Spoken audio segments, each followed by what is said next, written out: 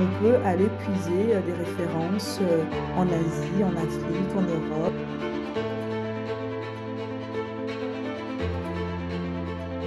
L'urbanisme et l'urbanisme sont trois piliers qui sont à la fois matériels et immatériels. Bonjour à toutes et tous, bienvenue donc pour ce dernier webinaire de cette 5e saison de la table ronde Urbanisme en francophonie, organisée à l'initiative de l'Association internationale des maires francophones, qui est un réseau qui réunit donc 325 villes de l'espace francophone, en partenariat avec l'Association pour la promotion de l'enseignement et de la recherche en aménagement et urbanisme, autrement dit le réseau Apéro, l'Ordre national des urbanistes au Cameroun et le laboratoire de géoarchitecture de Brest, qui lui est situé à l'Université de Bretagne occidentale. Donc pour ma part, je suis Charlotte Blunven, ingénieure d'études en charge du suivi du programme urbanisme en francophonie, et je vous remercie pour votre présence pour ce 3e webinaire qui pose la question suivante: l'apprentissage de l'urbanisme, quels principes et quels savoirs faut-il mobiliser? Donc, les formations en architecture et en urbanisme arment-elles suffisamment aujourd'hui les jeunes professionnels devant les difficultés de la profession? Surtout, permettent-elles de répondre aux attentes des villes et de leurs élus, d'une part, mais aussi des habitants et de tous les acteurs qui font vivre les territoires, d'autre part? Comment finalement apprendre à prévoir l'imprévisible ou tout au moins à rendre les territoires plus antifragiles?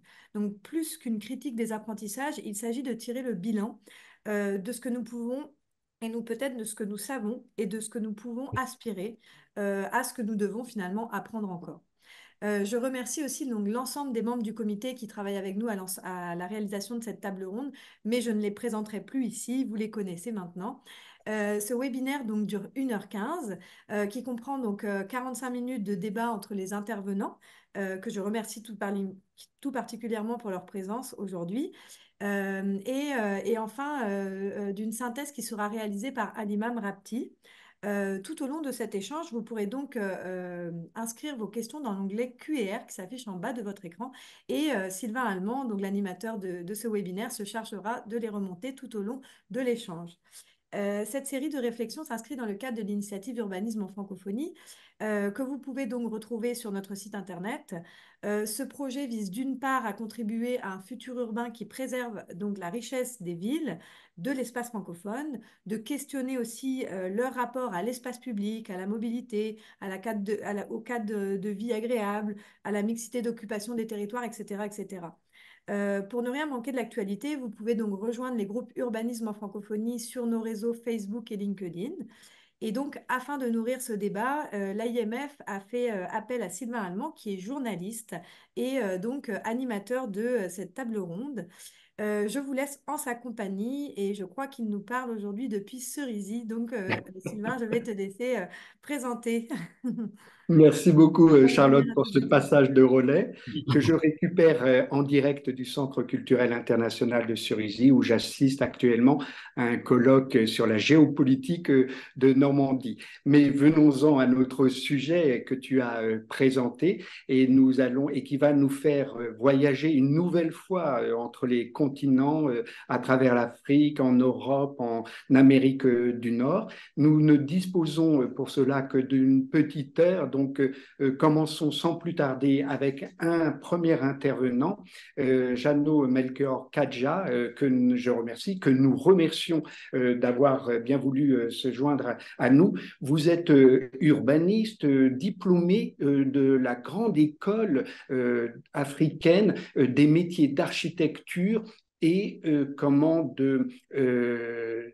d'urbanisme. Et vous entamez une thèse et vous allez nous expliquer, peut-être pour commencer, votre retour d'expérience, témoigner de votre formation d'urbanisme dans cette école africaine des métiers de l'architecture et d'urbanisme. Et nous poursuivrons le tour de table pour recueillir les témoignages de nos autres intervenants de leur formations respectives et des formations qu'ils mettent en place.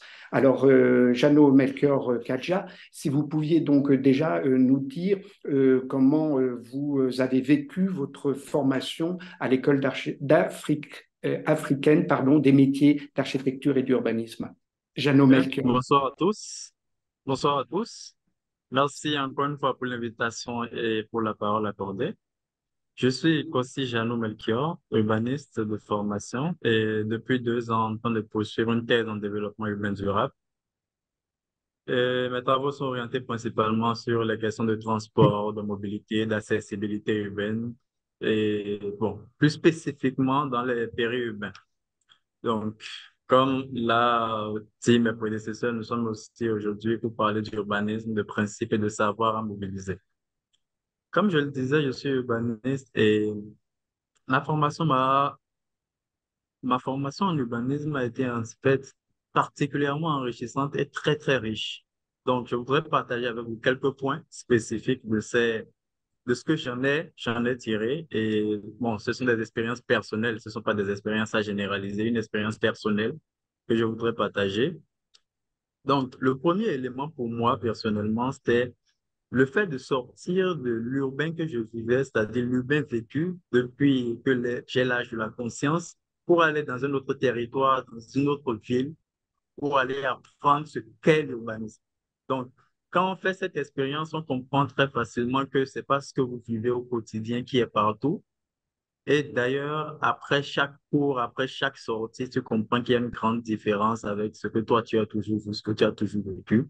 Et ce qui se passe peut-être à environ 100 kilomètres de chez toi, là où tu vois même que la manière de décider de l'emprise de la voirie n'est pas la même que chez toi, en fait. Donc, malgré que les peuples soient pratiquement les mêmes, les langues soient pratiquement les mêmes. Donc, ça, c'était un Alors, intérêt particulier. Jeannot Melchior, excusez-moi, il est important de préciser, j'aurais dû le dire dès le départ, c'est que vous êtes béninois et vous avez fait le choix d'aller au Togo, donc à Lomé précisément, pour suivre cette formation dans le cadre de l'école que j'évoquais. Donc ça illustre parfaitement votre volonté déjà de vous former en vous confrontant à d'autres expériences, d'autres contextes urbains. Justement, c'était aussi là le point que je soulignais tantôt. Donc, dans le même temps, c'est vrai qu'il y a beaucoup de Béninois dans l'école, mais il y a beaucoup d'autres nationalités, plus de 10. Et l'intérêt de ça, c'est que sur chaque thématique, vous avez la possibilité de discuter avec les autres pour savoir comment ça se passe chez eux. Comment est-ce que eux ils pensent que ce qui est ici actuellement peut être amélioré? Et au fil des années, donc, vous arrivez à en sortir assez informé sans forcément avoir parcouru un certain nombre de pays. Et donc, en plus de ça, je pense que ça permet d'avoir comment je vais dire, une ouverture d'esprit sur ce que peut devenir le bain, en fait, très, très rapidement. Et non seulement cela, mais aussi d'avoir un regard critique sur ce qui se déroule chez vous en matière d'urbanisme et en matière de modernité des territoires. Un plus aussi de ma formation particulièrement, c'était le fait qu'il y avait beaucoup de praticiens et en même temps des théoriciens. Et ce qui vous emmène en fait à avoir la latitude de discuter de ce qui se passe réellement sur le terrain et pas seulement de lire ce qui est dans la documentation. C'est important de lire ça, ça, il n'y a même pas de débat sur le sujet, mais c'est aussi important d'écouter ce qui se passe sur le terrain parce que parfois on remarque qu'il y a une certaine différence entre la théorie et la pratique. L'aspect pratique aussi était renforcé par la recrudescence, mais l'importance quand même de ce qu'avait des ateliers en fait à l'école.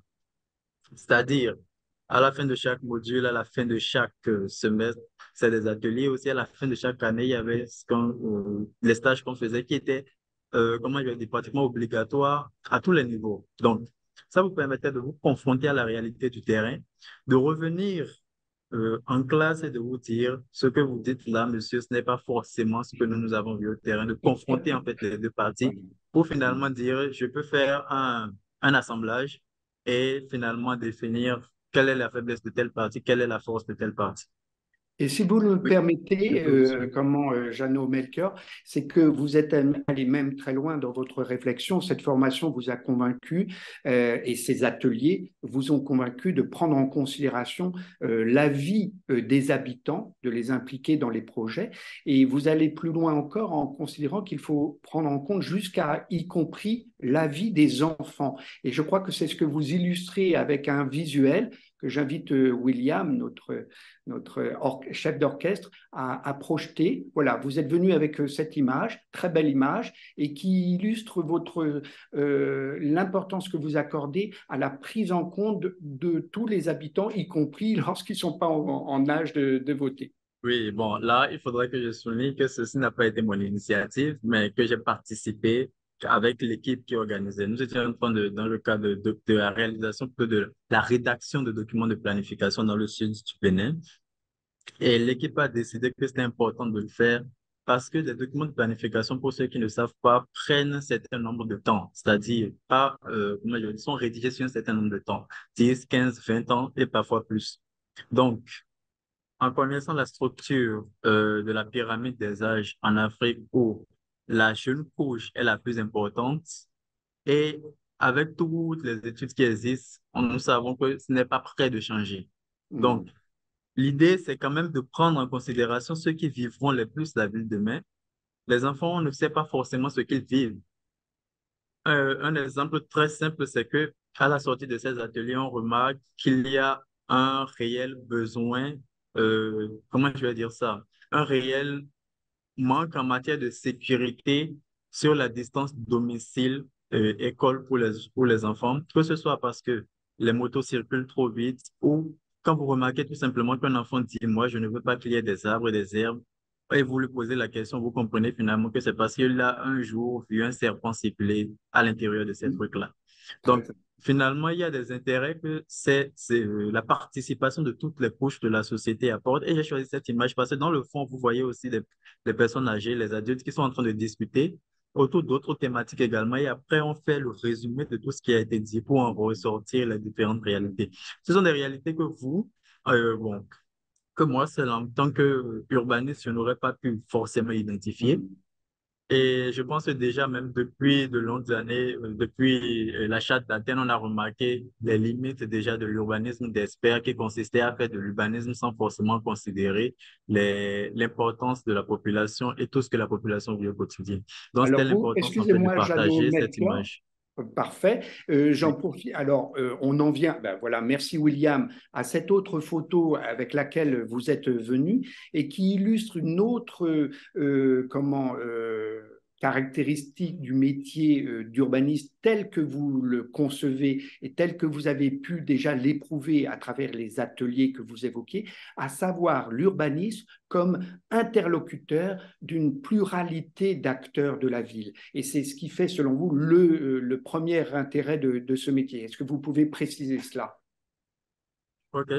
L'image ici a été sélectionnée pour dire que, bon, déjà là, vous avez sur l'image différentes personnes, différents sexes, différentes fonctions et différentes origines, comment je vais dire, bon, provenant de différentes origines géographiques. Donc, l'idée, c'est de dire, en tant qu'urbaniste, finalement, vous ne pouvez pas faire la ville seule parce que vous n'habitez pas la ville seule. Les intérêts sont différents, les besoins sont différents et les vécus passés de chaque personne sont différents. Donc, finalement, comment est-ce qu'il faut arriver à mettre tout cela ensemble? Que ce soit les connaissances de la population qui n'a même peut-être même jamais mis pied à l'école et qui connaît de façon précise, ponctuelle, ce qui cause tel problème, tel problème, tel problème dans l'espace que vous voudriez bien analyser. Et la façon de penser de l'urbaniste n'est peut-être pas celle de penser de l'économiste ou même de l'architecte, qui sont comment je vais dire ça, qui sont assez proches en fait du métier de l'urbaniste. Donc, finalement, comment est-ce qu'il faut arriver à réunir tout ça pour faire des villes qui, au final, arrivent réellement à répondre aux besoins de la population? C'est un peu l'idée, c'est un peu les Et, raisons qui m'ont poussé à passer ces images. oui, oui. Et très intéressant hein, votre témoignage parce que vous suggérez bien l'idée qu'il faut impliquer les habitants, discuter avec d'autres acteurs parce qu'ils sont tous porteurs d'une expertise qui peut intéresser l'urbaniste. Alors, ça a été dit en présentation, en introduction, vous êtes en train de mener une thèse en développement urbain durable. Si vous le voulez bien, on y reviendra tout à l'heure. Vous pourrez témoigner également à ce sujet. On va poursuivre à ce stade notre tour de table en partant au Québec pour y rejoindre Guy Clark Pagui. Guy Clark Pagui, merci de vous associer à ce webinaire. Vous êtes urbaniste, essayiste, théoricien. C'est ainsi que vous vous présentez et les mots ont leur importance. Vous êtes camerounais et je ne vous présente pas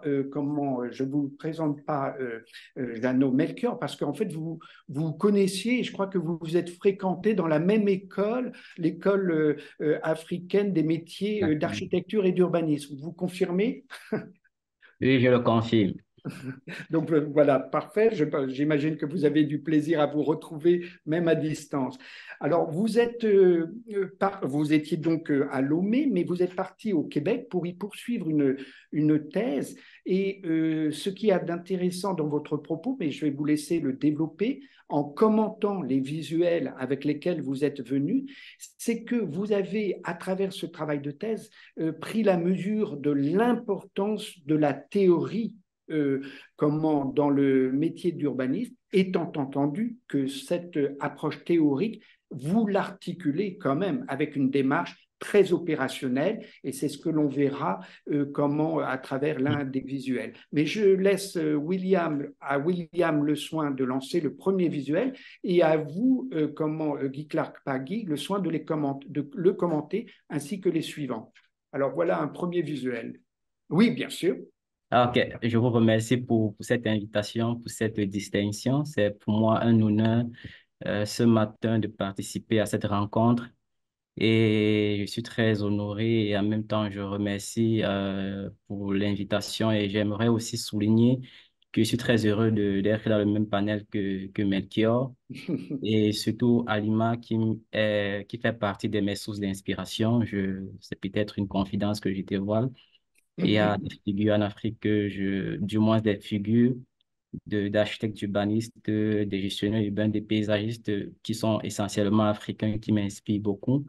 Et voilà, notamment Alima avec son parcours à CSG et tout le reste. Donc, je dirais que je suis Guy Pagui, urbaniste de formation, devenu théoricien, essayiste théoricien, parce que de plus en plus, je prends du plaisir à partager et à diffuser ce qui me vient à l'esprit. Et, et aussi dans le développement de ma thèse qui est en cours depuis 2020 à l'Université du Québec à Montréal. J'aborde la ville sur plusieurs aspects. Voilà, et dans cette prononciation, je me suis rendu compte qu'en réalité, on ne pourrait aujourd'hui, n'est-ce pas, dissocier le cadre de formation, c'est-à-dire que l'urbanisme, de l'urbain et de l'urbaniste. C'est-à-dire que c'est comme l'image qui est projetée, elle illustre bien l'idée qui anime en réalité cette pensée-là, c'est qu'on a l'urbanisme qui est le cadre, c'est-à-dire que c'est le point d'ensemencement, c'est la base scientifique dans laquelle on cultive les prémices pour pouvoir construire l'urbain. Et il faudrait que dans ce déploiement-là, que l'urbaniste qui suit sa formation pédagogique en urbanisme soit assez outillé, c'est-à-dire pour pouvoir aborder le cadre, c'est-à-dire l'objet, l'urbain, pour pouvoir construire la ville telle qu'elle est souhaitée par la population qui doit y résider. Donc, vous voyez qu'il y a un lien et il faudrait qu'il y ait un équilibre. Et c'est là où intervient directement l'image de droite qui met en relation la pédagogie au centre.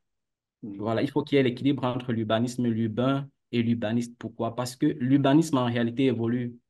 La science en elle-même a connu beaucoup de courants de pensée, de théoriques et de critiques, et cela a eu un impact direct sur l'urbain. Alors, ce qu'on ne sait pas toujours, c'est que l'urbain évolue, c'est un organisme vivant, et elle fait face à des enjeux qui évoluent. Aujourd'hui, la tendance est plus axée sur les changements climatiques, et du coup, ça a une incidence sur l'urbaniste en réalité qui doit revoir est-ce qu'il a des compétences? Est-ce qu'il a la qualification pour pouvoir aborder les enjeux qui se présentent de plus en plus? Du coup, ça ouvre une brèche sur les spécialisations. Donc, ça fait à ce qu'on revient toujours sur l'urbanisme en réalité pour essayer de revoir si est-ce qu'il y a des choses à améliorer, à accommoder pour permettre, n'est-ce pas, à ce que cet équilibre-là permette, n'est-ce pas, la création de la ville. Et aussi, ce que j'aimerais souligner, c'est que la perception qu'on a de la ville, il y a une perception matérielle. C'est la ville qu'on voit, telle que le maker l'expliquait tantôt. C'est la ville telle qu'on la vit, c'est la ville perçue. Mais il y a un côté qui n'est pas toujours perçu, qui est le côté immatériel de la ville. Et Mm, c'est en cela que se situe la pédagogie, où on mm, rêve la ville, exactement comme le concours que Urbanisme et Francophonie a initié récemment. Créer votre ville à l'horizon 2050. Ça, c'est mm, la ville pensée, c'est ce qu'on souhaite. Et tout ça entre dans le cadre de la pédagogie pour mm, la création et la fabrique de la ville. mm. Et du Alors, coup, oui, voilà, bah, parfait, très bonne synchronisation. Désolé, Guy Clark, pas Guy, d'avoir anticipé, mais je ne résiste pas à l'envie de souligner que ce cadre théorique que vous constituez, il est comment destiné au final à bien comprendre les spécificités d'un contexte, et cette prise en compte du contexte, de ces spécificités, passe par un travail de terrain, comme l'illustre exactement. cette photo. Mais je vous laisse le soin de la commenter. Ouais, exactement. Donc, comme je reviens toujours sur les propos de mon prédécesseur, j'ai apprécié son approche. Il y a ce cadre pratique, voilà, qu'on étudie habituellement dans les écoles d'urbanisme. Et il y a aussi ce pan théorique qu'il faut toujours harmoniser. Donc, comme je l'expliquais dans la slide passée, je disais, l'urbanisme et l'urbanisme sont trois piliers qui sont à la fois matériels et immatériels. Parce que l'urbaniste en soi doit réfléchir, doit penser à des paradigmes pour pouvoir créer la ville. Et il faudrait qu'il atteste, est-ce que c'est possible? Est-ce que c'est faisable? Mm, Quelles sont les limites? Voilà. mm. Et maintenant, dans l'exercice, c'est-à-dire que dans la démarche de projet, notamment lors des ateliers, dans le cadre de la formation pédagogique, habituellement, les étudiants en formation, ils sont habituellement appelés à essayer, c'est-à-dire à construire la ville imaginaire. Vous voyez un peu, parce que c'est ça l'atelier.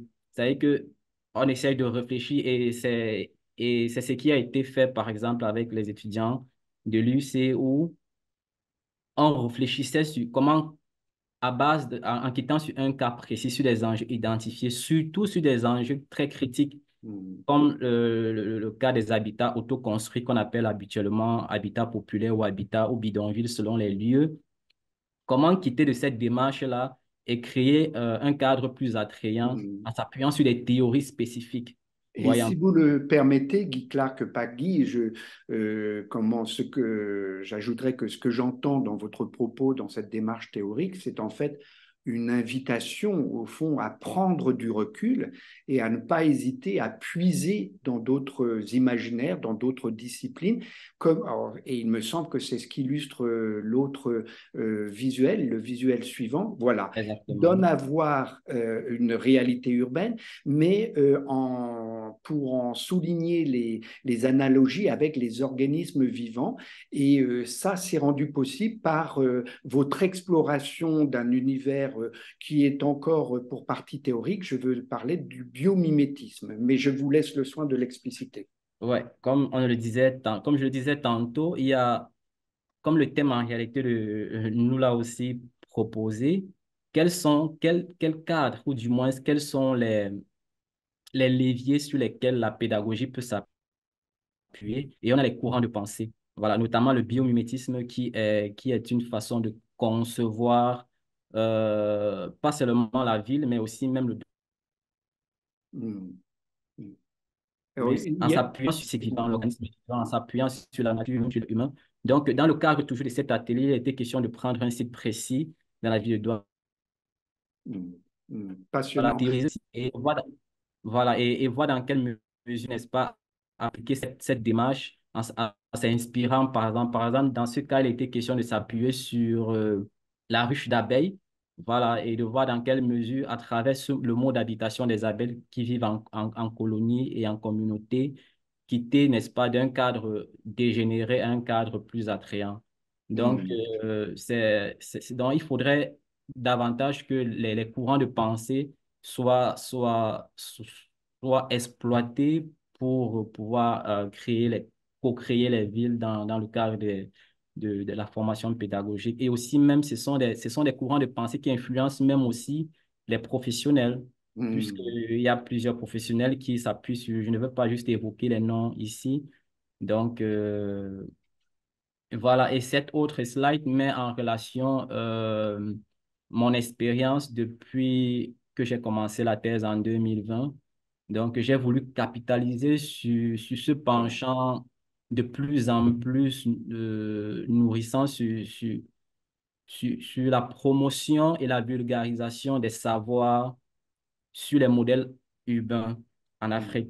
Mhm. Alors, d'où part déjà ces deux premiers projets qui sont présentés là, c'est que j'ai été très heurté. Et d'ailleurs, chaque fois que je rencontre des aînés et des pères, notamment comme l'aîné Amal qui va prendre la parole après moi, je suis tout stupéfait que pourquoi les écrits, pourquoi sur les villes africaines, on remarque que c'est beaucoup plus des auteurs qui du moins, qui ne sont pas africains, s'il faut le dire clairement. Voilà. C'est-à-dire que les grands auteurs c'est-à-dire que si vous regardez, par exemple, ceux qui ont pensé les grandes villes en Europe, je ne veux pas parler de Haussmann Mhm. ou de bien d'autres. Ce sont des personnes qui ont bien compris la culture d'abord. Et Tout ils à ont fait. exprimé cela. Donc, à l'EAMO, j'ai été heurté que dans la bibliothèque, tout ce qui était diffusé, comme pour les lectures, c'était uniquement écrit c'était essentiellement écrit par des étrangers. Donc, du coup, je me suis dit, il faudrait que j'essaie à mon niveau de contribuer à cela, d'écrire sur les villes africaines. Alors, donc, j'ai écrit le premier livre, qui est La ville comme le corps humain. C'est vrai que ça, c'est un livre qui cadre de manière générale avec la construction des villes. Mais le tout deuxième, ça porte réellement sur quel est le modèle urbain en Afrique qu'on voudrait, au vu de tout ce qui se fait et de tout ce qui est de plus en plus promu, notamment les smart cities et les villes nouvelles. Alors, Donc, vous, Guy Clark Paggy, vous anticipez sur la question que je voulais aborder avec vous, bien sûr, et les deux autres intervenants. On y reviendra, on y reviendra.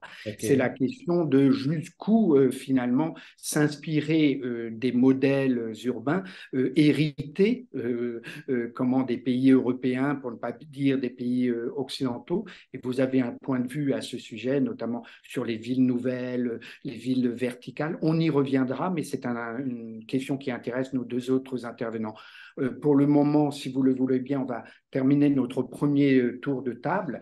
Alors, en allant non pas au Cameroun, votre pays d'origine, Alimatou, comment, Mama Awal, pardon, mais à Grenoble, où vous êtes actuellement, c'est bien le cas, hein.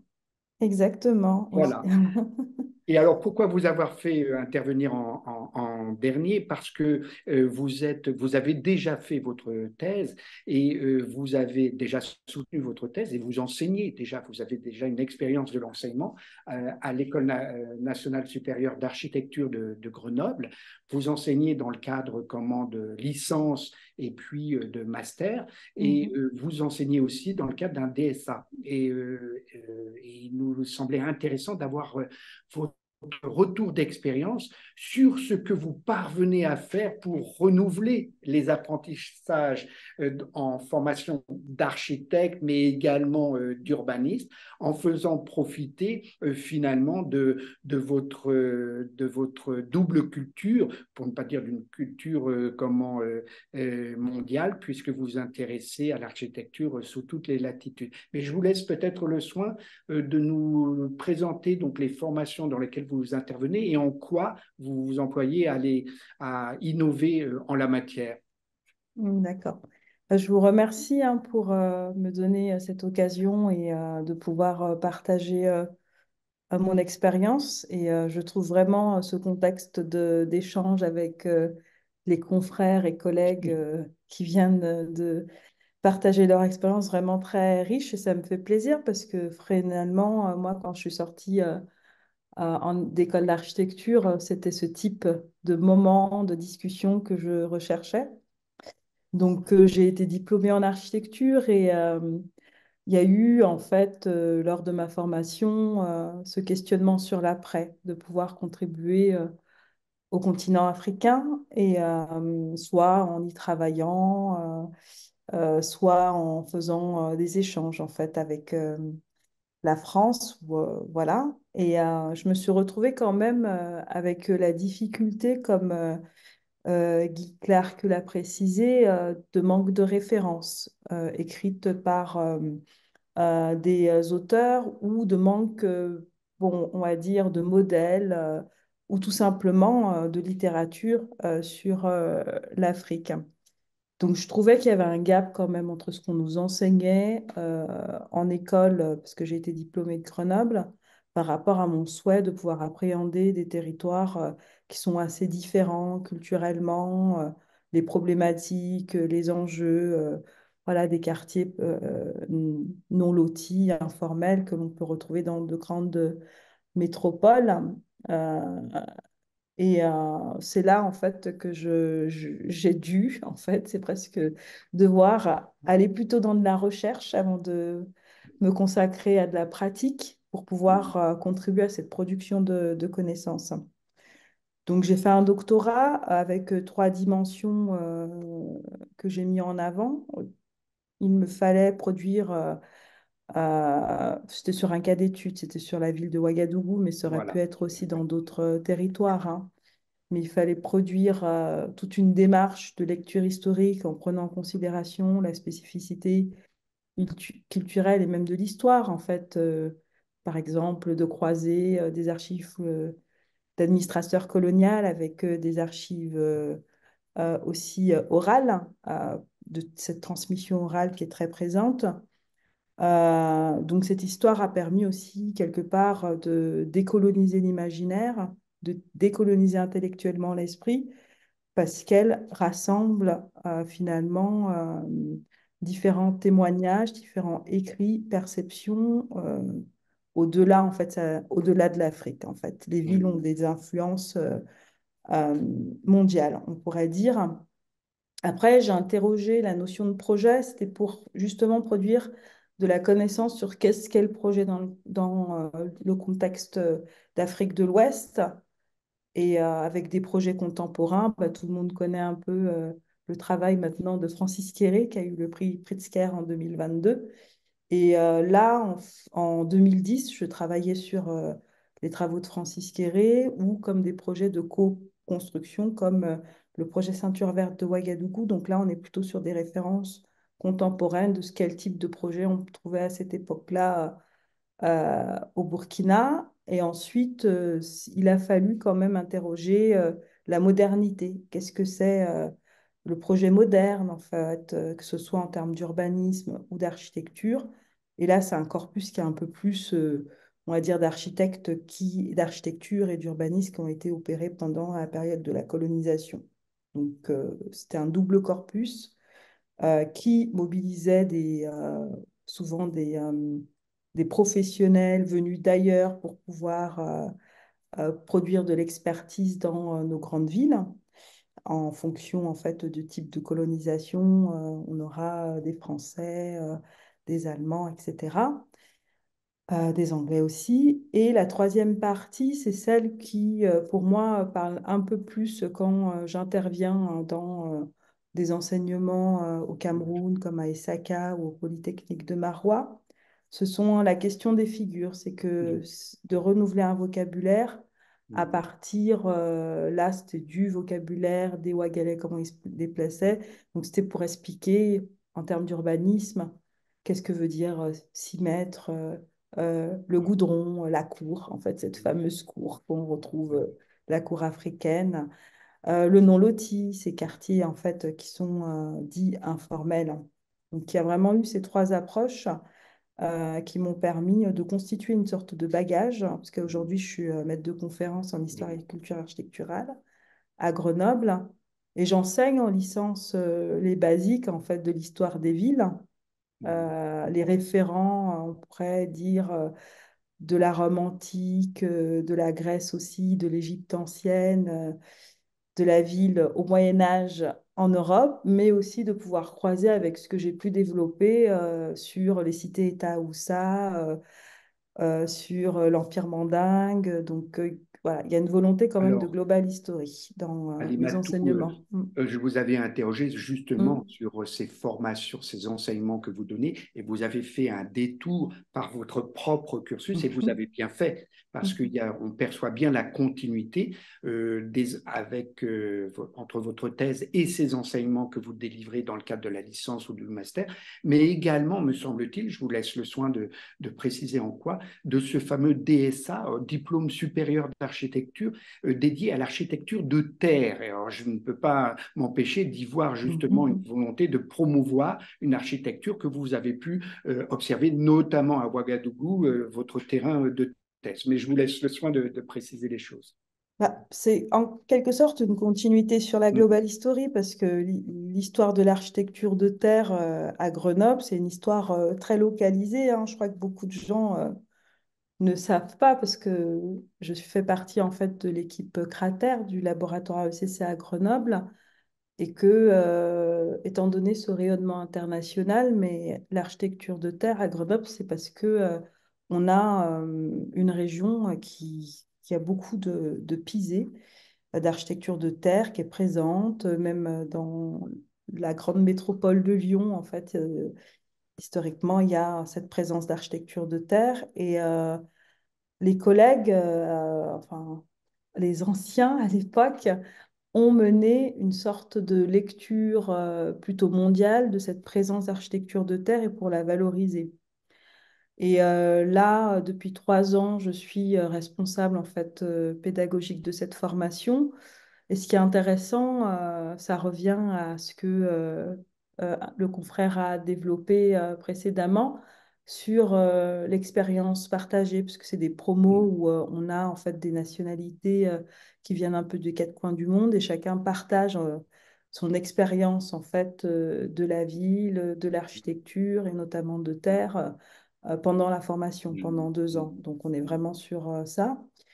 Et aujourd'hui, on se pose de plus en plus la question, parce que ça fait 4 ans, 40 ans, pardon, on va fêter les 40 ans de cette formation cette année. Ça fait 40 ans qu'elle existe et on se pose la question comment aussi euh, la synergie et comment l'architecture de terre a fédéré beaucoup d'acteurs à l'échelle mondiale, on peut réfléchir et s'en servir de modèle pour pouvoir développer de la recherche ou des moments de pédagogie et des formats de pédagogie qui s'inspirent en fait de cette formation.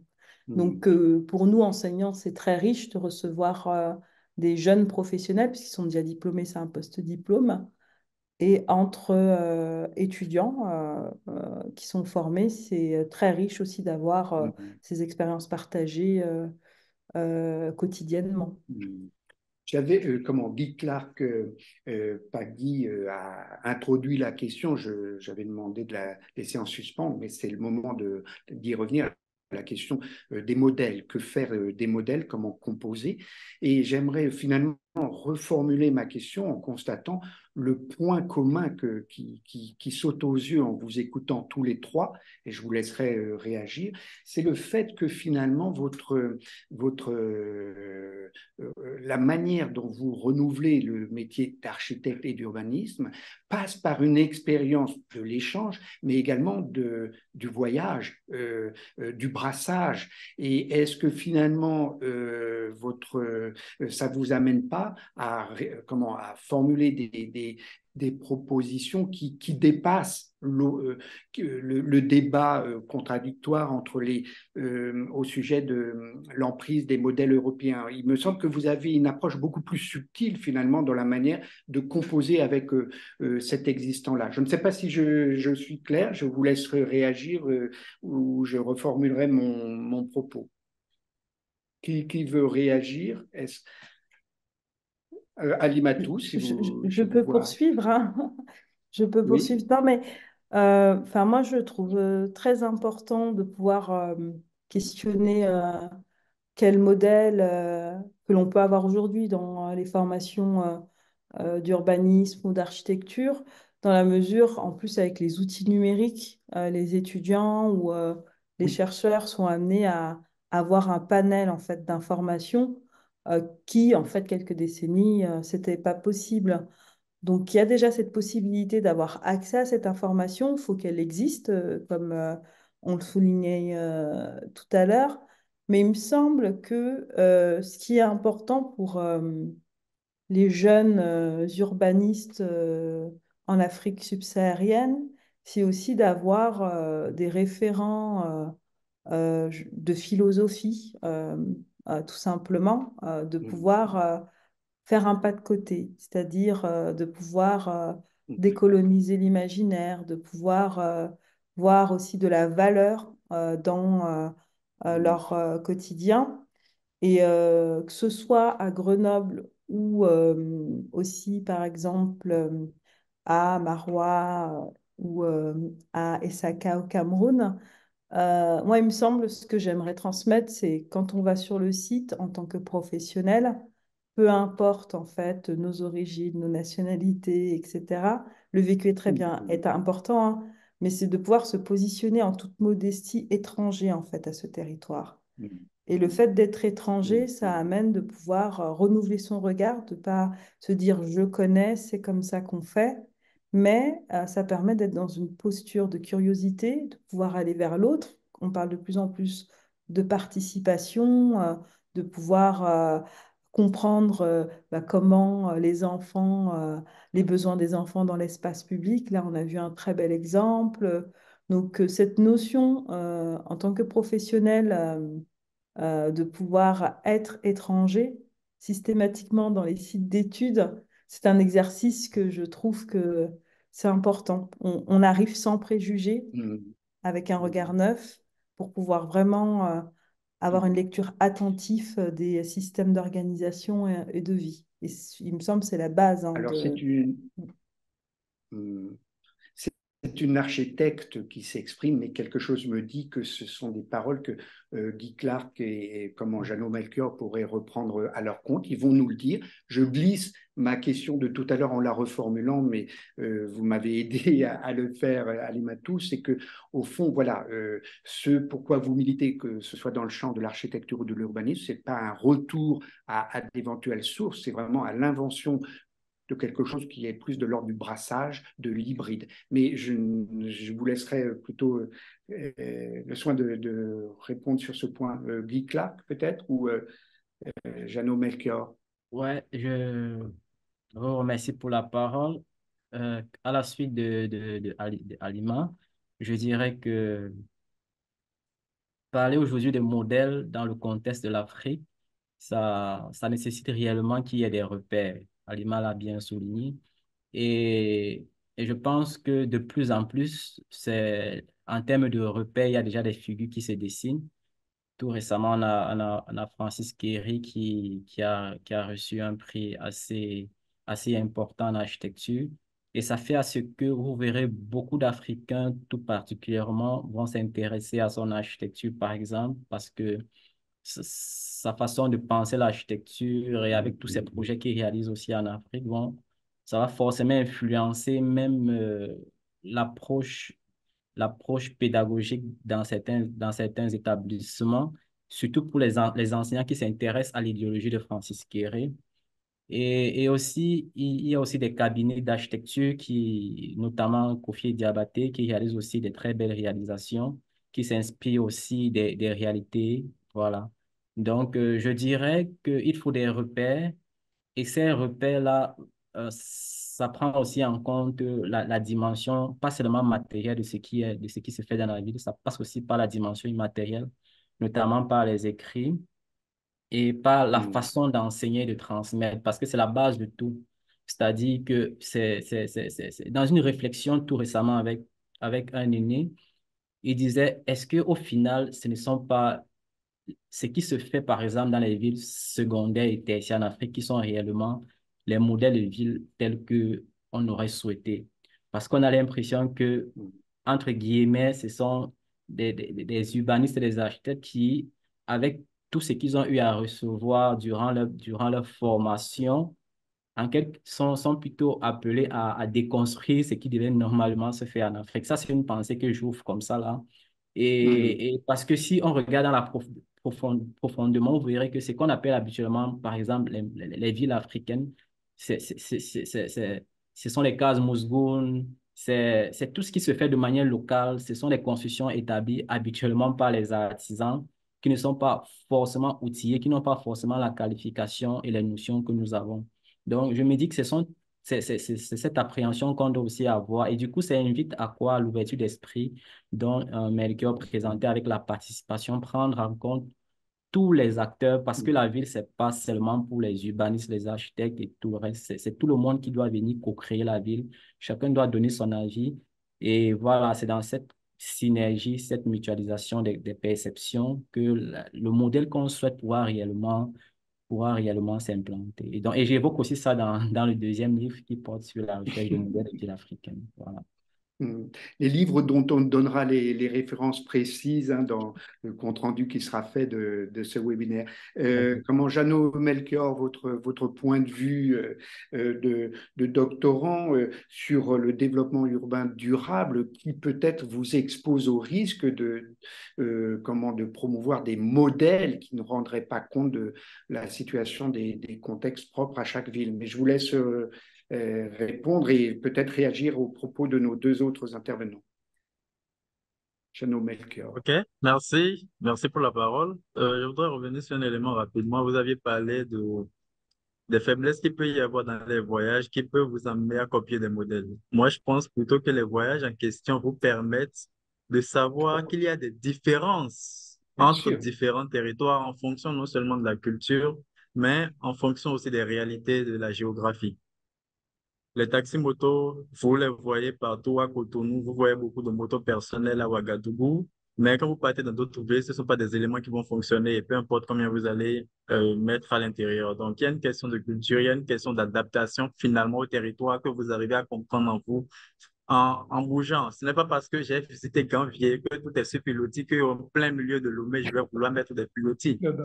Mais ça m'amène plutôt à savoir que je peux mettre des pilotis lorsque je sais qu'il y a un réel problème d'inondation quelque part, qu'il y a des bâtiments qui peuvent, comment je vais dire ça, léviter entre griffes à quelques mètres au-delà du sol. Donc, je pense qu'il y a ces éléments-là. Et ça, et comme le soulignait mon prédécesseur Guy Pagui, c'est que les déplacements, les discussions nous amènent finalement à garder l'esprit ouvert, à nous permettre de savoir que ce qui est dans les Tata Somba, finalement, dans le nord du Togo ou au Kutamaku, dans le nord du Bénin, etc., sont des architectures dites architectures traditionnelles intéressantes, mais qui ne peuvent pas forcément marcher partout. Que si on veut l'exporter ailleurs, il nous faut pouvoir l'adapter au climat, l'adapter au territoire et trouver d'autres éléments.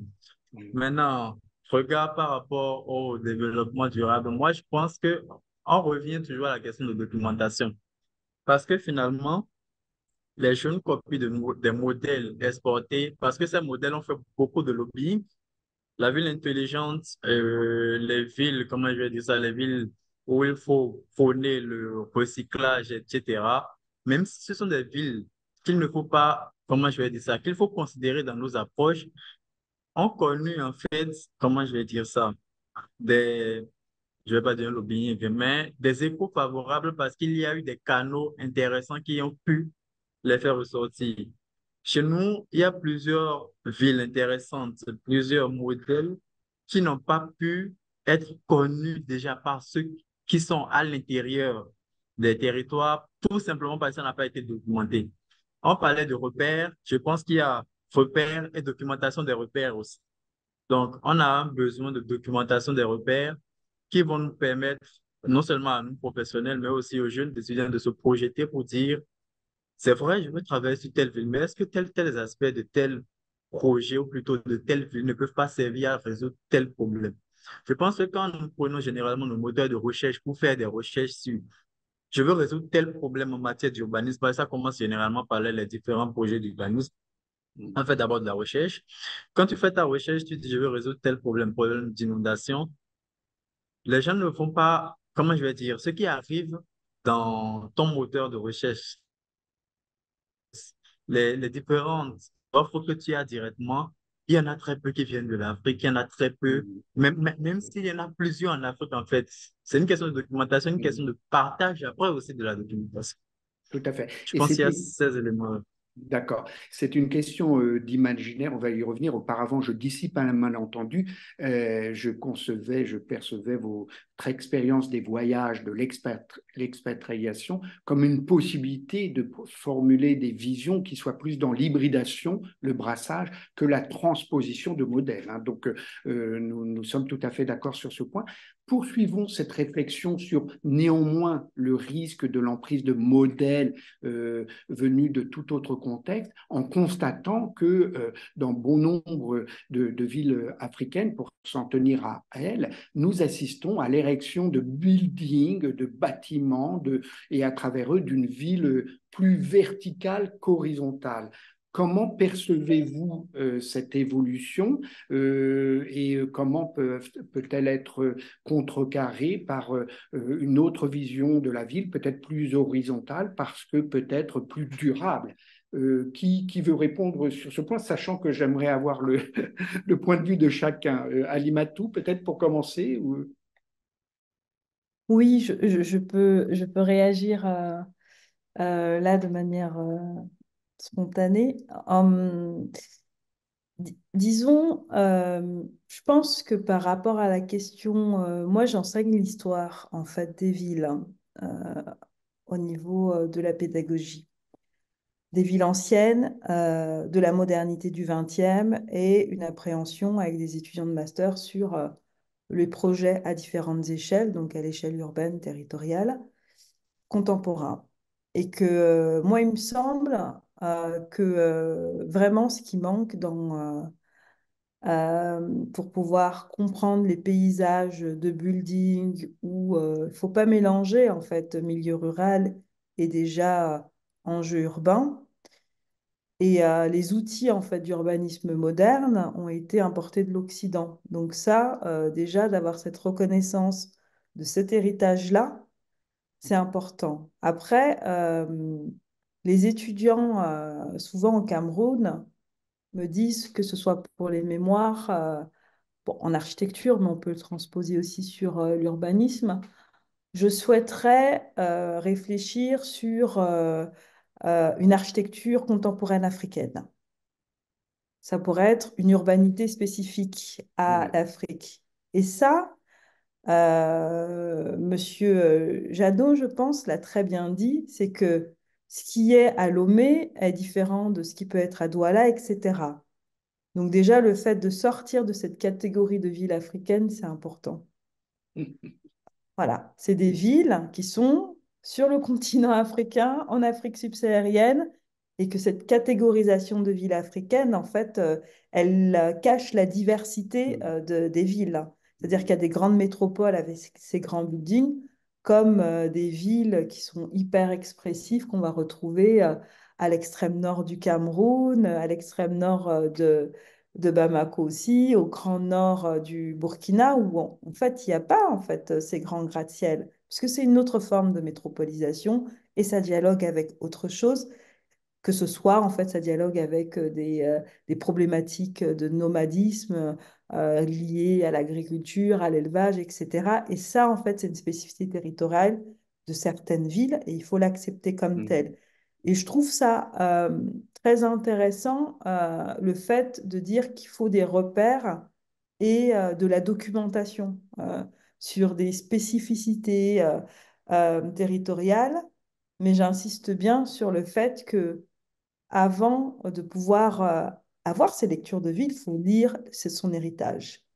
Et son héritage est sur cette base de culture précoloniale, ce qui existait avant, de culture coloniale, qui sont les outils modernes d'urbanisme actuels, qui sont toujours opérés quand on parle de parcellaire, de les dimensionnements de rues. Donc tout ça, c'est des héritages qui sont liés à ces outils modernes et que on peut faire le choix de garder ou de rejeter en fonction de comment évolue la société. Enfin, moi, c'est comme ça que je le vois et que dans l'apprentissage et la pédagogie, on est un peu avec les étudiants en co-travail, en co-réflexion pour pouvoir déjà comprendre des phénomènes qui avancent très vite, en plus dans nos métropoles.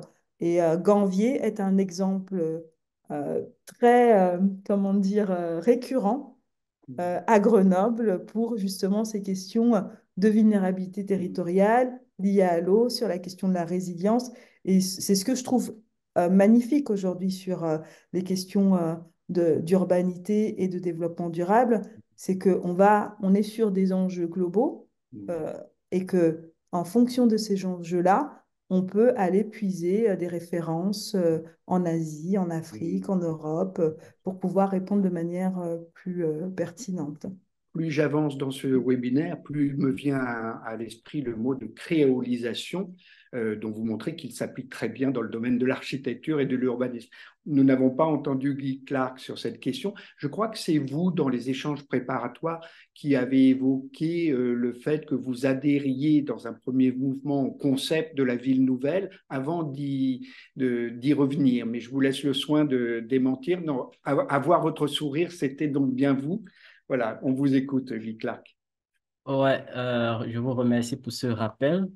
Donc, étant donné que nous sommes toujours dans cette phase de discussion qui porte sur les modèles, je dirais que, parlons par exemple de la vie des villes nouvelles dans le contexte de l'Afrique, c'est-à-dire que, premièrement, les villes nouvelles telles qu'elles sont faites, c'est-à-dire que je prends par exemple le Grand Paris, parce qu'avec avec les métropoles d'équilibre, il y avait un justificatif, c'est qu'il fallait décongestionner le Paris pour pouvoir créer une forme d'équilibre spatial, social, financier, tout ce que ça va avec. Parce que la métropole d'équilibre, c'est ça. C'est-à-dire que c'est le modèle le modèle de cristal. C'est-à-dire, il faudrait pas qu'il y ait un centre qui amasse tout. Il faudrait une forme de répartition spatiale.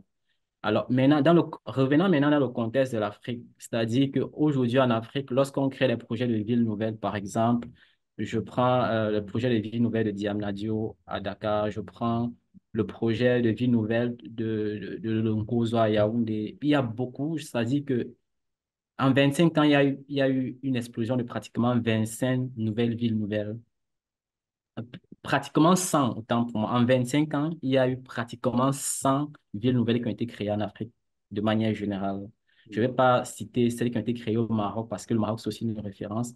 Mais je dirais que le problème, c'est que pour pouvoir créer des villes nouvelles excentrées aux grandes métropoles, il faut d'abord résoudre les problèmes qui sont dans la métropole.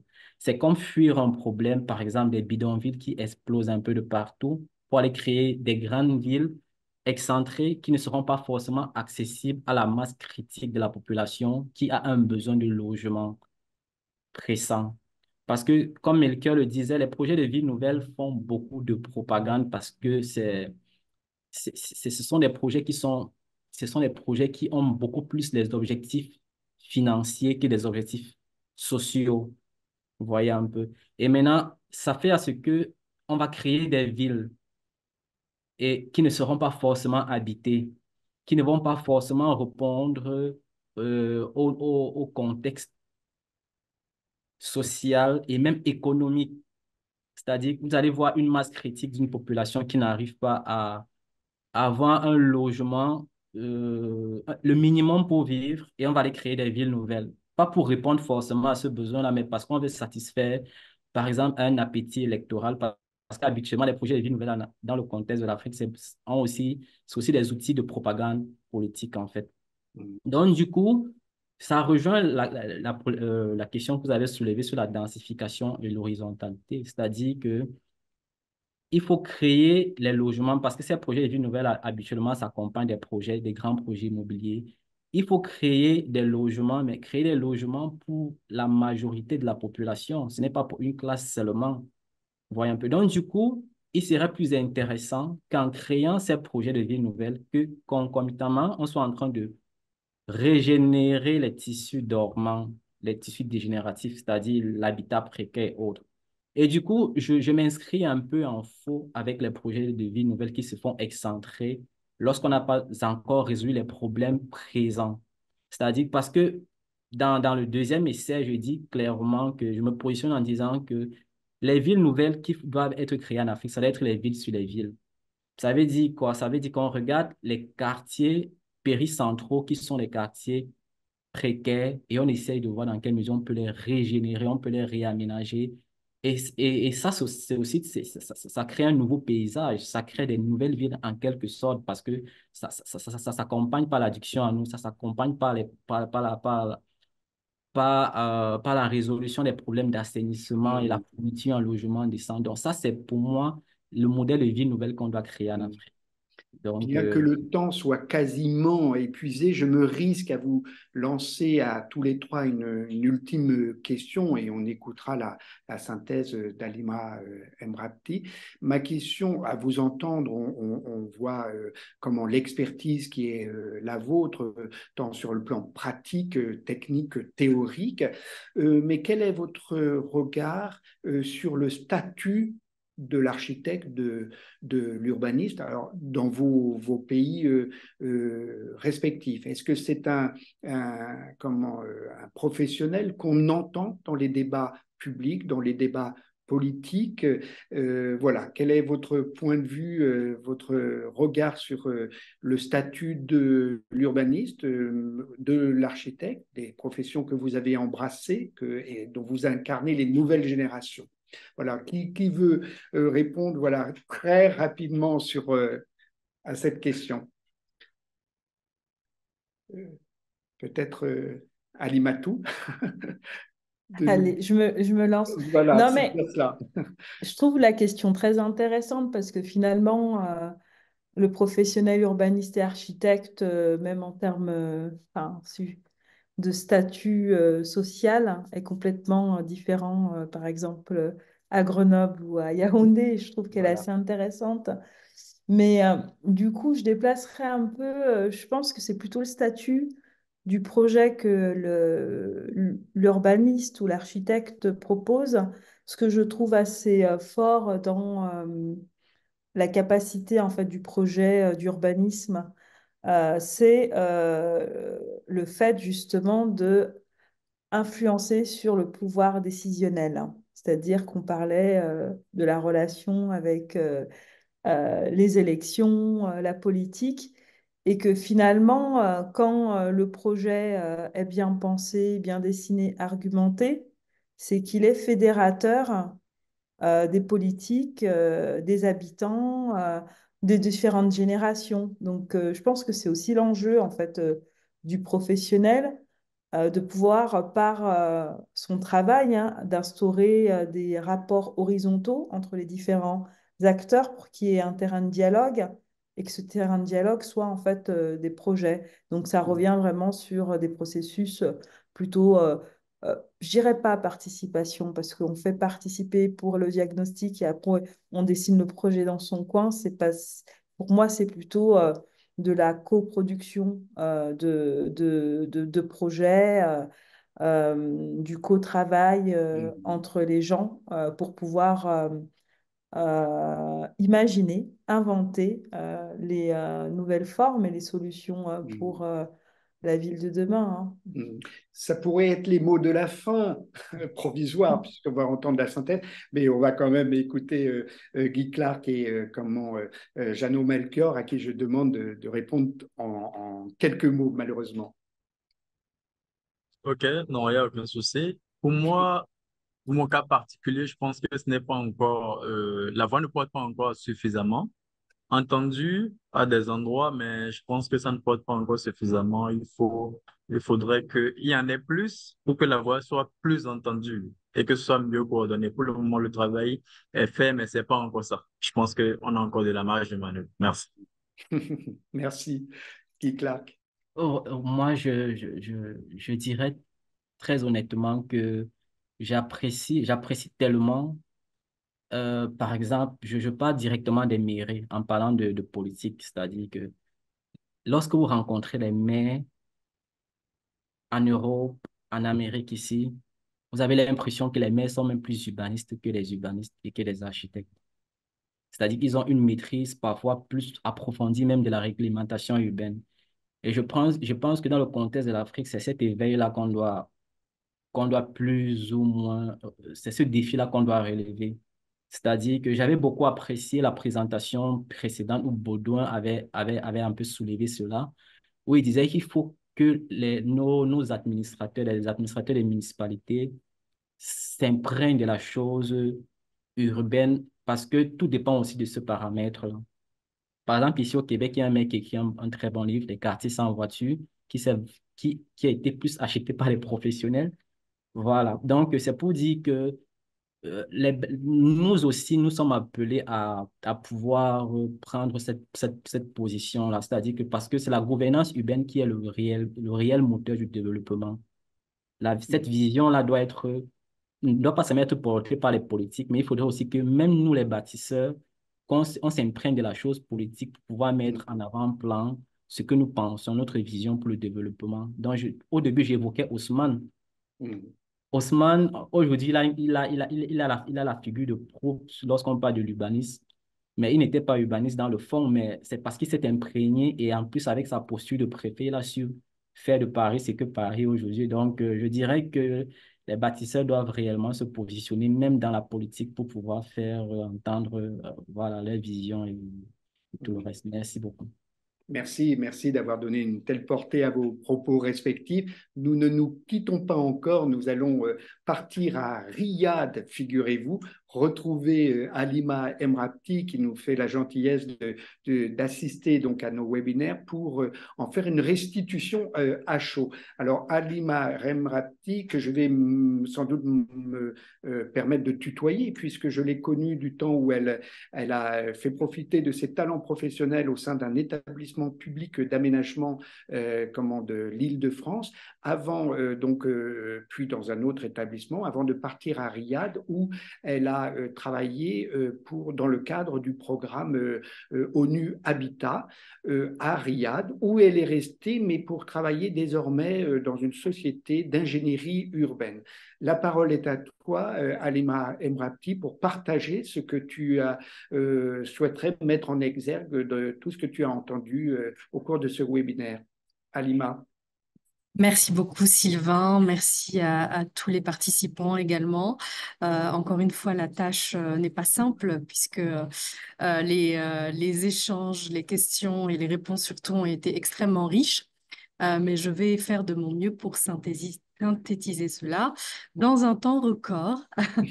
Donc, tout d'abord, cette thématique, elle est vraiment intéressante. Donc, l'apprentissage de l'urbanisme, quels principes et quels savoirs faut-il mobiliser est une thématique vraiment actuelle puisque, comme l'a rappelé un des intervenants, l'urbain est quelque chose en constante évolution et mécaniquement, l'urbaniste et l'urbanisme doit s'aligner avec cette évolution.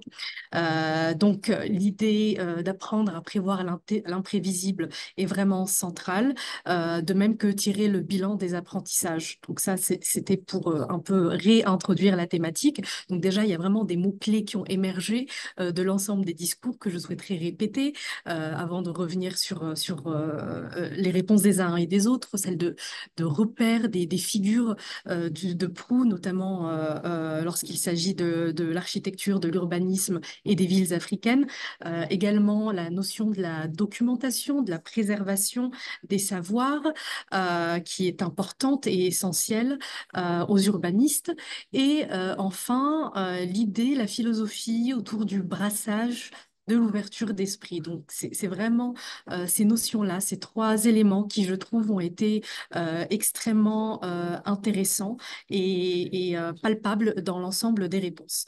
Donc, Jeannot Melchior Kadja, je vais commencer par vous. Donc, vous êtes béninois, diplômé de la Grande École des métiers de l'architecture et d'urbanisme, basé au Togo. Vous avez poursuivi une thèse en développement urbain durable avec des travaux orientés sur les questions de mobilité dans le périurbain. Donc, la première chose intéressante dont vous nous avez parlé, c'est vraiment cette différence entre l'urbain vécu et l'urbain perçu. Et c'est à travers votre formation, finalement, qui a été assez enrichissante, que vous avez été en capacité de sortir de cet urbain vécu pour aller apprendre ce qu'est l'urbanisme. Et donc, à travers l'ensemble des formations, mais notamment lorsqu'on va dans une école qui a la capacité de brasser des étudiants qui viennent de réalités urbaines et géographiques différentes avec des perceptions différentes, on arrive vraiment à se rendre compte de cette différence entre l'urbain perçu et l'urbain vécu. Le terrain également a été quelque chose qui a été central dans votre formation, puisque cette école vous a permis d'apprendre autant via des théoriciens que des praticiens. Et donc, ça a été renforcé via des ateliers, des stages obligatoires. Ça a permis à l'ensemble des étudiants de se confronter à cette réalité. Et donc, ça, je pense que c'est vraiment quelque chose d'essentiel qui va au-delà de la formation, puisqu'on continue à le vivre en tant que professionnel de l'urbanisme. Ensuite, la consultation citoyenne, la prise en compte des habitants est quelque chose qui a été central dans votre formation, notamment ceux qu'on entend le moins, parmi eux les enfants. Donc, vous avez joliment raconté comment finalement ces documents de planification qui peuvent prendre plusieurs années, plusieurs décennies à être développés et mis en œuvre surtout, ont forcément comme nécessité d'intégrer ceux qui vont vivre la ville de demain. Et ça, c'est vraiment important à rappeler. Et aussi, donc, l'urbanisme, donc, au-delà de la diversité des citoyens, c'est une diversité d'acteurs qu'il intègre. Et donc, il est important, voire indispensable, de prendre en compte les intérêts diversifiés des habitants, mais également des acteurs de la ville, parce que ces acteurs de la ville peuvent avoir des intérêts ou des idées divergentes. Donc, écouter l'ensemble des vécus et aussi des expertises est une clé de réussite pour la fabrique de la ville. Vous nous avez également parlé des voyages, finalement, des modèles qui peuvent, encore une fois, faire fructifier cet imaginaire que l'urbaniste, que l'architecte a autour de la diversité des réalités, sans forcément les imposer dans d'autres contextes. Et ça, c'est quelque chose sur laquelle une idée sur laquelle vous avez appuyé. On ne peut pas venir plaquer une solution qui marche dans une ville sur une autre ville, parce que chaque contexte est vraiment unique. Et donc, le mot-clé est finalement de garder l'esprit ouvert, encore une fois. Enfin, vous avez terminé votre discours et votre échange autour de la question primordiale de la documentation. Comme je le rappelais au début, c'est vraiment quelque chose qui peut évoluer dans le continent africain, dans les différents pays, notamment la notion du développement durable. On revient toujours à la question de la littérature, peut-être que cela manque. La question des repères peut aussi être résolue à travers on peut, pardon, la résoudre à travers la question de la documentation et permettre à des étudiants, des professionnels de trouver voilà, des figures à travers des écrits. Guy Clark Paggy. Donc, vous êtes vous-même issu de la même école. Vous êtes urbaniste de formation. Vous êtes devenu, comme vous nous l'avez rappelé, essayiste théoricien. Vous êtes camerounais. Et donc, alors que vous étiez à Lomé, vous êtes parti au Québec pour poursuivre une thèse, ce qui vous a appris finalement, ou vous avez continué en tout cas à apprendre, désolée, je pense qu'il y a un peu de bruit autour de moi, l'importance de la théorie dans les métiers d'urbaniste. Donc, cette thèse que vous avez débutée depuis 2020 aborde la question de la ville dans plusieurs aspects. Et donc, on peut aujourd'hui différencier, comme vous nous l'avez rappelé, il faut en tout cas aujourd'hui différencier l'urbain de l'urbanisme. L'urbanisme est vraiment le cadre, la base scientifique. L'urbaniste doit, lui, être assez outillé pour construire l'urbain qui est lui-même l'objet de travail et le laboratoire. Et donc, vous avez partagé avec nous un joli schéma qui expliquait cela beaucoup mieux que ce que je le fais actuellement. Mais je pense vraiment que mettre lié voilà, ce territoire, ce laboratoire avec les différents outils, l'acteur est vraiment primordial puisque finalement, ça nous ramène à cette question d'adaptation que vous nous avez développée parce que l'urbain et ses problématiques évoluant à travers le temps, l'urbanisme doit automatiquement, à son tour, s'adapter. Et l'urbaniste se former. On revient encore une fois à cette question de la formation. Et la question de la formation est elle-même liée à la question, au principe de pédagogie. Et donc la pédagogie pour la création de la fabrique de la ville, ici, comme vous nous l'expliquez, elle est vraiment primordiale. Vous nous avez également rappelé que la démarche de projet est également nécessaire, donc à travers, encore une fois, des ateliers, des workshops.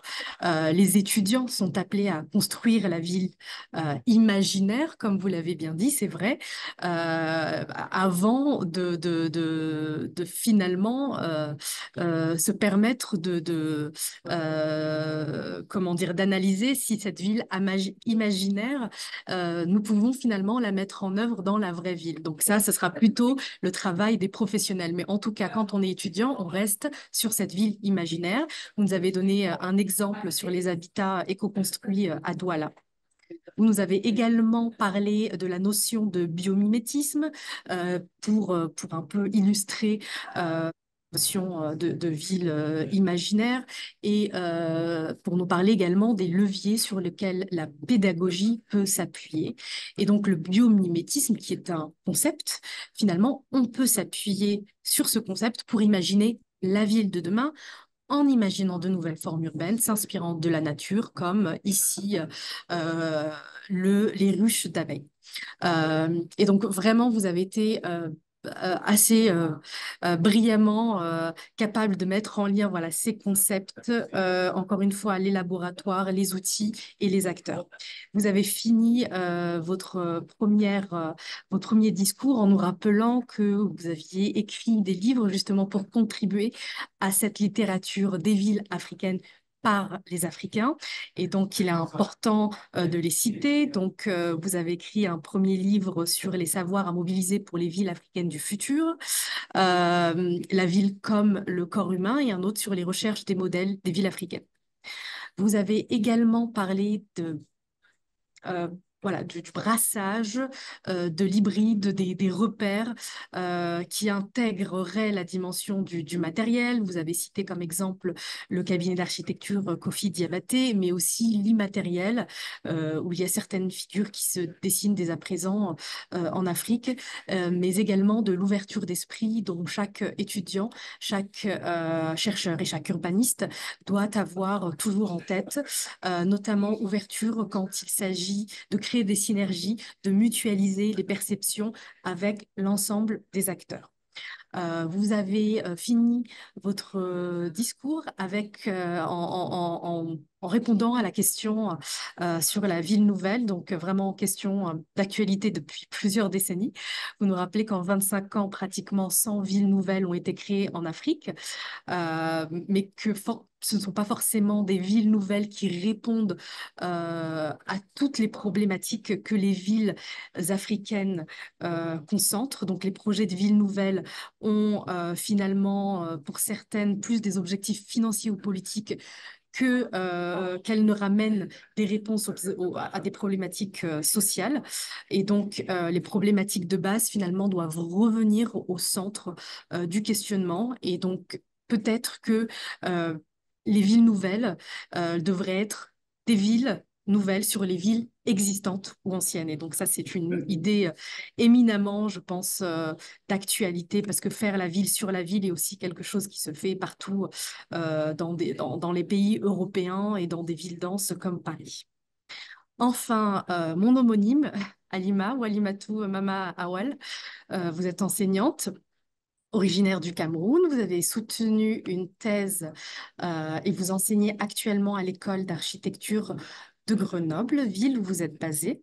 Et donc, vous avez été diplômé en architecture et vous avez eu lors de votre formation finalement une sorte de réflexion sur l'après, et vous vous êtes également rendu compte qu'il manquait finalement quelques références, quelques modèles et quelques lectures issues d'auteurs africains. Donc vous avez eu aussi en parallèle à cette analyse, malgré tout, la volonté d'appréhender d'autres territoires. Donc vous ne vous êtes pas spécialisé seulement sur l'Afrique.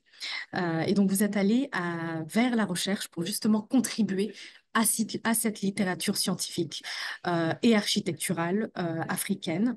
Vous avez fait votre thèse sur la ville de Ouagadougou. Vous avez travaillé sur l'histoire ou l'historiographie de l'architecture et de l'urbanisme de la ville. Vous avez fait en quelque sorte l'archéologie des corpus anciens et modernes d'urbanisme, pardon, et d'architecture de la ville. Vous vous êtes concentré, voilà, sur tout type de projet, anciens, contemporains, et vous êtes amené à vous interroger sur la modernité. Et également sur la question du lexique local qui n'est pas forcément le lexique un peu mondialisé de l'urbanisme. Ce travail vous a permis de constituer un bagage qui vous a ensuite, qui a ensuite été délivré lors de vos enseignements. Vous nous avez parlé à plusieurs reprises de votre objectif de décoloniser l'imaginaire dans le cadre de l'urbanisme et de l'architecture. Et donc ça, c'est quelque chose qu'on retient et donc un concept, je pense, également d'actualité. Vous êtes également revenu sur votre DSA d'architecture de terre. Enfin, vous, quand je dis votre DSA, c'est celui dans lequel vous travaillez, puisque vous gérez, vous êtes responsable pédagogique de cette formation. Et cette formation qui existe depuis 40 ans, elle est intéressante dans le sens où elle est basée sur une réalité territoriale, puisque le territoire de Grenoble et de Lyon a une présence de pisé intéressante, mais elle va au-delà de ce territoire puisqu'elle intègre les réalités d'architecture en terre globale, mondiale. Vous êtes revenu un peu plus tard sur la manière de renouveler le métier d'architecte et d'urbaniste et la manière dont finalement le voyage, encore une fois, le brassage peut vous amener ou peut amener les architectes, les urbanistes à proposer des compositions subtiles, adaptées à chaque lieu. Vous trouvez important dans ce cas de formuler des modèles d'accès à l'information dans le cadre des formations et également pour les jeunes urbanistes de l'Afrique subsaharienne, d'avoir des référents africains, encore une fois. Et pour ce faire, il faut être dans une posture de curiosité et de modestie. C'est vraiment des mots, je pense, importants parce que il faut malgré tout être, encore une fois, toujours travailler en tant qu'étranger, même sur notre propre territoire, parce que la perception des uns et des autres peut différer. Et donc, cette question de brassage, peut-être elle permet justement d'apporter cette question de la modestie. La ville verticale versus ville horizontale est quelque chose également qui vous a intéressé. Vous nous avez rappelé que finalement, encore une fois, peut-être que nous manquons de repères pour répondre parfaitement à cette question de documentation, pour étudier correctement le paysage urbain des différentes villes africaines, mais qu'aujourd'hui, la base est beaucoup liée à des outils modernes, liés à l'histoire de la colonisation, que les acteurs peuvent décider de garder ou de rejeter, que voilà, certaines informations, certains outils peuvent encore être développés. Vous êtes également revenu sur le fait que la catégorisation de villes africaines, la catégorisation voilà, en termes de villes africaines cache en réalité une diversité de villes. Il y a de très grandes métropoles, il y a des villes beaucoup plus expressives, pour reprendre vos terminologies, où il n'y a pas forcément de gratte-ciel. Chaque ville dialoguant bien évidemment avec son contexte social, géographique, topographique et ses problématiques spécifiques. Vous avez cité comme exemple, et c'est assez parlant, le nomadisme. Enfin, le statut de l'urbaniste et de l'architecte est une question que vous avez pour l'ensemble des participants, enfin, vous avez chacun apporté une réponse particulière. Pour Alimatou, c'est plutôt pour vous le projet, plus que le professionnel lui-même, mais plutôt le projet qu'il va mener, qui va développer un certain statut. Il y a également l'enjeu du professionnel d'instaurer un terrain de dialogue qui crée une logique de coproduction de projet. Donc cette coproduction, finalement, peut-être qu'elle va encore une fois répondre à cette question de statut. Et il y a également d'autres réponses qui ont été apportées autour de la question des politiques qui s'imprègnent de la chose urbaine. Donc les maires en Europe, en Amérique du Nord, dans d'autres pays, peuvent avoir une technicité qui n'est pas forcément toujours présente en Afrique aujourd'hui. Donc, c'est une invitation finalement aux politiques, aux décisionnaires politiques locales africaines de prendre en main cette technicité urbaine et architecturale. Il y a eu également une invitation, et ce sera mon dernier mot, des urbanistes qui doivent aussi s'imprégner de la chose politique. Voilà, je vous remercie et j'espère que je n'ai pas été trop longue. Merci infiniment à Lima qui témoigne là d'un sens de l'écoute qui honore la parole de nos trois intervenants qui malheureusement ne pourront pas réagir, c'est la règle du jeu, mais vous pourrez poursuivre l'échange en dehors du webinaire. Pas plus que nos webinaires qui se sont manifestés en soulevant des remarques très intéressantes, mais je crois que Charlotte se fera fort de les relayer pour que leur témoignage soit également pris en compte. Merci encore Alima. Sans plus tarder, je redonne la parole à Charlotte pour que le mot de la fin, non sans vous remercier encore tous les quatre et en vous invitant à vous joindre à moi pour remercier tout particulièrement William qui nous a permis quand même de dialoguer dans des conditions très confortables entre Montréal et Riyad, en passant par Grenoble et des pays, des villes d'Afrique subsaharienne. Qu'il en soit remercié. La parole à toi, Charlotte. Merci William. Avant de conclure, je crois que Guy Clark voulait nous parler du réseau. Alors peut-être que je lui laisse la parole et puis je terminerai par quelques mots de conclusion. Je vous remercie infiniment pour les 5 secondes. Donc, je profite de ce moment pour vous dire qu'il y a un réseau qui est né, ça fait environ un mois, qui a pour siège social la ville de Lomé au Togo, qui regroupe l'ensemble d'architectes, urbanistes, paysagistes, géographes, sociologues, bref, tous les métiers tous les métiers en fait qui peuvent participer à la construction des villes africaines. Donc, c'est un réseau qui a été essentiellement fondé par neuf doctorants et papiers à travers le monde entier et qui voudraient, n'est-ce pas, réfléchir sur quelles sont les contributions qu'on peut apporter, n'est-ce pas, pour co-créer la ville africaine. Donc, ce réseau est appelé Réseau scientifique international des métiers des villes africaines. Donc, je vous remercie et elle est ouverte à tous, si je peux dire comme ça. Merci beaucoup. Merci Guy. Merci Alima également donc, pour cette dernière synthèse que vous pourrez retrouver bien entendu sur notre plateforme Urbanisme en francophonie et pour tes propos qui nous rappellent comment l'apprentissage de l'urbanisme permet de pallier donc, aux défis multiples auxquels les villes font face aujourd'hui, mais aussi auxquels les acteurs, les élus, mais aussi les acteurs de la fabrique urbaine seront confrontés demain et en particulier les jeunes. Nous nous inspirons de ces conclusions pour construire le plaidoyer des jeunes urbanistes qui sera initié par une quinzaine de jeunes professionnels à l'occasion de la conférence internationale Urbanisme en francophonie qui aura lieu début octobre 2024. Et Adama Djan Diallo, qui est ingénieur d'études rattaché au laboratoire de géoarchitecture à Brest, en assurera le suivi. Je renouvelle mes remerciements à M. Janot Melchor Kadja, Mme Alimatou Mama Awal et M. Guy Clark Pagitsombo pour ce débat que vous pourrez aussi retrouver en replay sur notre site. Enfin, merci à toutes et tous pour votre participation.